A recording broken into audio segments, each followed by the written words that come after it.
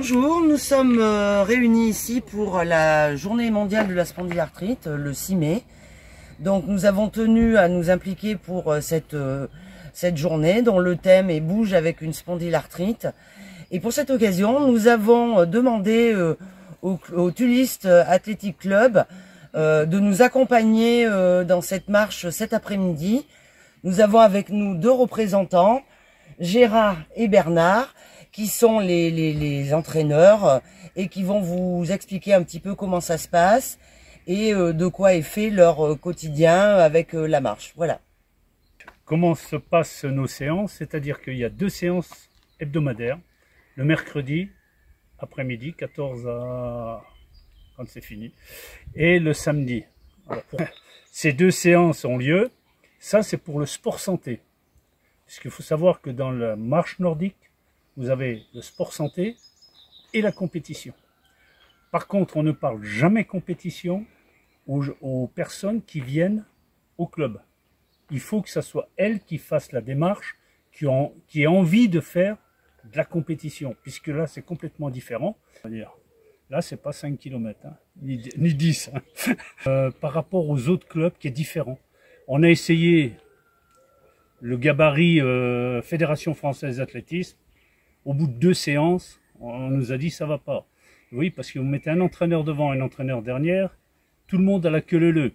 Sauf que, quand on fait une pause au bout de 2 ou 3 km, celui qui a pris 500 mètres, il arrive, il s'arrête jamais, et même pas pour boire, et les autres, ben, ils filochent, et s'ils attendent, ils ont froid, surtout l'hiver.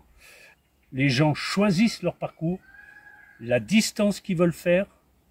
La seule chose qui est demandée, c'est d'avoir un téléphone sur soi, sécurité oblige.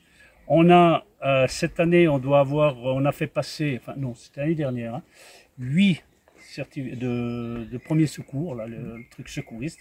Pourquoi? Parce que s'il arrive un problème, on ne laisse jamais quelqu'un sur le terrain, donc la personne va venir, elle va commencer à faire les premiers soins, en sachant que nous, c'est pareil, on est formé. Une personne qui a une entorse ne bouge plus, elle reste sur place. Un marcheur reste avec, et nous on voit où elle est. J'ai ce qu'il faut, bombe de froid, enfin de quoi faire un strapping.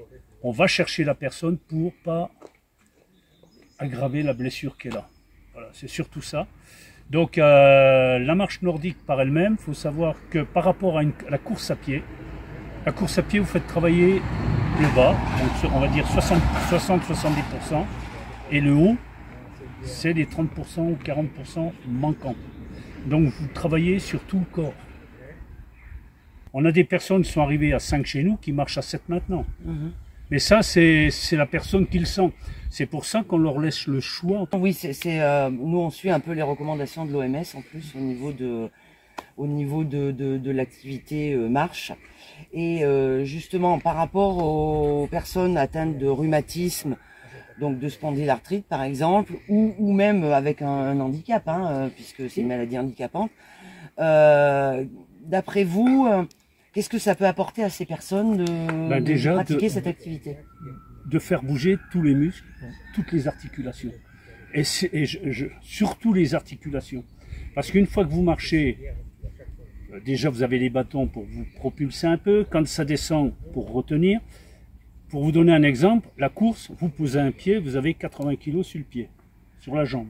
La marche nordique, vous avez le bâton, la jambe, on divise par 2.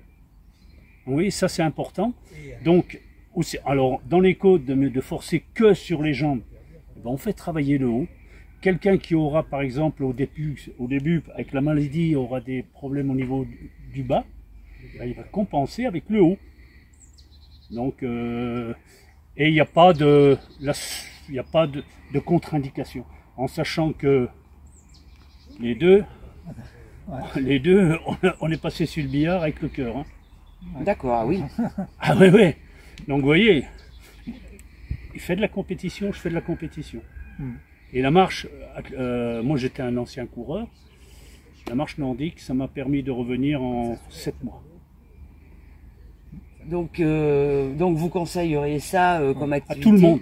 Et quelles sont les contre-indications ou ou les obligations qui doivent être Alors après, faites pour pouvoir faire cette marche?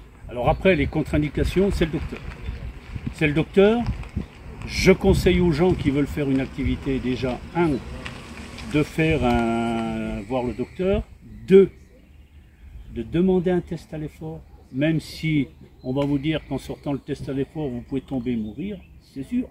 Mais entre-temps, si on fait le test, c'est déjà bien. Et ensuite, le docteur, lui, il peut faire des recommandations, c'est-à-dire que sur son certificat médical, déjà, ça sera le certificat médical, sport santé. C'est marqué sport santé. Et il peut donner des recommandations. Alors après, nous, le club, si la personne, elle vient, que c'est trop handicapant, on ne peut pas mettre un entraîneur. Mais si, on va dire, c'est un... nous, on en a minimum 2 hein, qui ont cette maladie. Donc une dame qui marche maintenant hein, avec nous, hein. Elle marche à 6,5. Hein. Alors après, c'est à la personne de voir jusqu'où elle peut supporter la douleur. En sachant qu'à un moment donné, quand vous avez les muscles chauds, les articles, tout est chaud, vous avez plus mal. Et le corps produit obligatoirement ce qu'on appelle des endorphines. Et là, vous êtes bien, quoi. Mais c'est toujours, c'est l'avis médical qui compte, hein, parce que sinon, nous, on n'est pas docteur. On a beau faire au stage d'entraîneur quelques notions, on n'est pas docteur. Donc, mais généralement, et puis voir si la personne, elle connaît un médecin du sport, il faut lui demander hein, si elle a un doute.